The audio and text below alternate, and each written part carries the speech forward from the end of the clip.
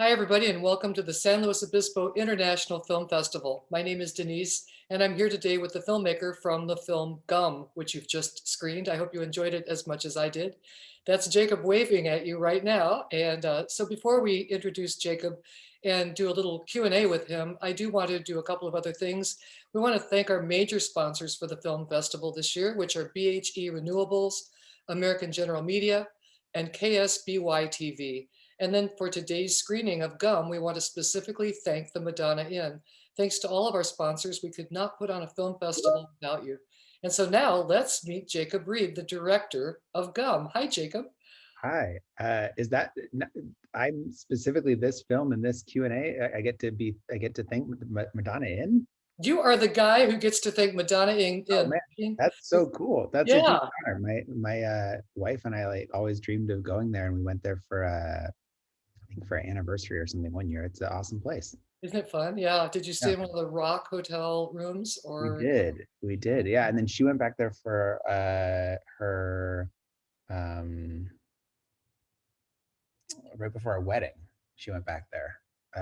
I'm blanking on the name of what it's called when you go away with your friends Oh, right before a it's wedding. called a Because wild night of things you don't want to know about. That's yeah, what we call it. I Yes. have a kid now and I can't remember what things are called. Yes. Exhausting time, What is it called? It's called what is that thing right? called? Where you escape before you Well, get married? this is a good segue for gum because once you think of what that thing is, like once you're trying to explain something, it's impossible to explain. Exactly. Yeah, that would be hard to explain for sure. So, well, yes. So Madonna Inn. Madonna Inn has sponsored your film this year, and for that we thank them. And they've got good taste in films, I believe, because I think Gum is really fun. So let's jump in. I did read the notes that you submitted to us about Gum, and I know that it is entirely improvised. And so I'm imagining that good old Becky Drysdale and Susie Barrett were riffing together. I know you were doing a lot of filming of it, but I'm going to stop talking and see if you could tell us what that process was like. Yeah, so Becky and Susie and I all know each other from the Upright Citizens Brigade, where all three of us teach and perform. And I had I had seen Becky and Susie do a bit in a show one time where one of them was trying to pitch the other Gum. Susie was trying to pitch Becky on the idea of Gum, and then years later, I approached them about making a short around it, and we decided to keep the energy and to keep the feel of it. It would be completely improvised. But what was really cool about it is we had a lot of the times when you use improv as a director, or I guess as an actor as well, what I'm used to is there's a script and there might be a moment that we will play with some improvised takes or use improv to not completely come up with the script, but to kind of sweeten a moment. And I've always wanted to do that for an entire film where we just have like a question or a concept and then two incredibly talented performers who are both in their professional careers, both writers and actors, and obviously that's what they're doing with the improv, to come up with these ideas and to beat it out with each other. But what was really cool is because we all speak the same language as improvisers and we knew each other, we would there were ideas all three of us came in with once we started exploring what it means to pitch Gum.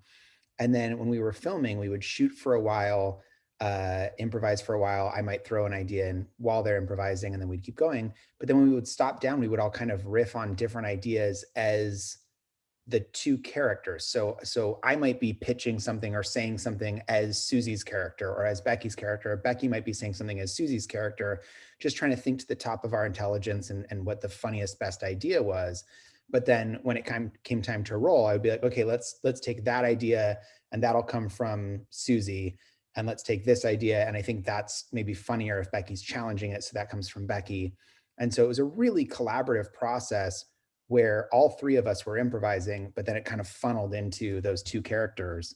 And then, obviously we had to cut down hours of improv into the final short. Wow, beautifully done and beautifully edited. When I went back and watched it several more times after I knew that it had been done as an improv, your edits are amazing. Were you the editor, or do you have So another editor? yeah, great question. I co-edited it. I spent a long time. I got transcripts of the improv, and I had notes from myself and from a script supervisor. And not when we started out with the shooting, we always kind of had an idea of where it went or where it might go, but because it was improvised, it kind of went in all these different directions. So I had notes that were kind of like, I think we'll go here and then go here and then go here. But I ended up bringing on a co-editor to kind of take it away from me at one point and just look at it with fresh eyes. This guy, Jason, who's an incredible filmmaker in his own right. And he helped pare down to like, okay, I think it's this, this, this. And then we kind of went back and forth. But yeah, I mean, anything that got cut didn't get cut because it wasn't funny. It got cut because it's like, no one wants to hear us talk about gum for 2 hours. Yeah, yeah, it had to have a beginning, middle, and end, no matter what. Mhm. So, was there anything you had to cut that you just are just saying, "Oh, I wish the world had heard this great line"? Yeah, I thought I had a version of the credits for a while where it went back and forth between credits and then additional improv, and it was just too long. But there was a really funny. I mean, there were all these additional things we explored about gum, but then at the end when Susie pitches balloons, we had a whole run where Susie was brilliantly pitching all these different things about what a balloon was. That it's it's a like a latex sock that holds your air forever, or it's a breath ball, like all of these wonderful ways. And then what was amazing that we kind of discovered is that it's gum, it's permanent gum. Yeah. And so I really wanted to keep that in because it was so that realization, Oh, something I think you see when you see live improv, where something starts out going in a direction where you don't know where it's going, but then it becomes inevitable. But we'd already spent 9 minutes talking about gum. So it was just like, then there's like a 3 minute end credit sequence. It was just too much. uh-huh. But yeah, there's a ton of funny stuff we cut out. Well, do you think there could be a sequel called Balloon then?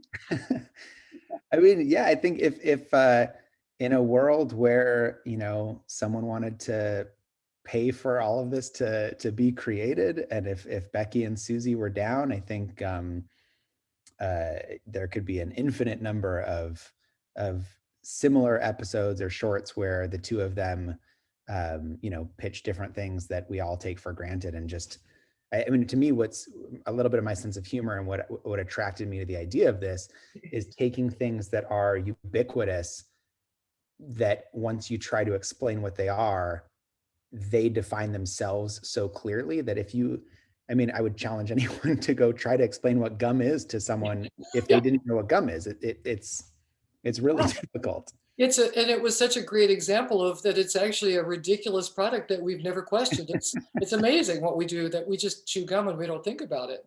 Yeah. But I love the idea that at the end of Gum Balloon, the next film is born, and at the end of Balloon, the next thing that's up in the air at the end, and by the way, I did think of what it's called, a bachelor and a Yeah, bachelorette the party. bachelorette party, of course. So at the end, she's saying bachelorette party, and then they're going, really? What would that be? So you could just make this become the endless short. So yeah, I think it'd be fun anyway. So That was maybe wonderful. there's somebody out there who's an Angel supporter and they're listening, and Yes, they indeed. will film. They will support Balloon then. So that would be Or if great. any sponsor wants to pay us to completely debunk their reason for existing, Yeah, yeah, we that would can be do good. that. Well, we're at the end of our 10 minutes, and I want to thank you again for being with us, for submitting your film. And before we go off, I do want to re-thank our sponsors, BHE Renewables, American General Media, KSBY TV, and the Madonna Inn. And thank you for submitting your film. This film is in competition for an award, so please do remember to vote as an audience. Take good care, everybody. Thank you again, Jacob, and we'll see you again. Bye-bye.